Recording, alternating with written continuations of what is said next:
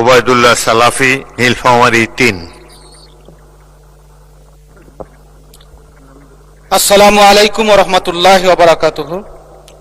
মাননীয় স্পিকার, আপনাকে অনেক ধন্যবাদ। উত্তর জনপদের অন্যতম একটি উপজেলা জলঢাকা উপজেলা থেকে আমি নির্বাচিত। এই প্রথম মহান সংসদে দাঁড়িয়ে আমার কথা বলার সুযোগ হয়েছে। এজন্য আমি আমার নীলফামারী ৩ জলঢাকার সর্বস্তরের জনগণকে শুভেচ্ছা এবং ধন্যবাদ জানাচ্ছি, কৃতজ্ঞতা জানাচ্ছি। আমার জলঢাকা উপজেলার মৌলিক সমস্যার মধ্যে অনেকগুলো জল আর ঢাকা। যখন জল থাকে না তখন কাদায় পরিপূর্ণ হয়ে যায়।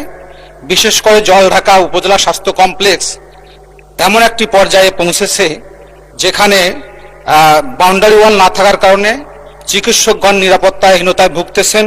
প্রতিনিয়ত চুরির ঘটনা ঘটে এবং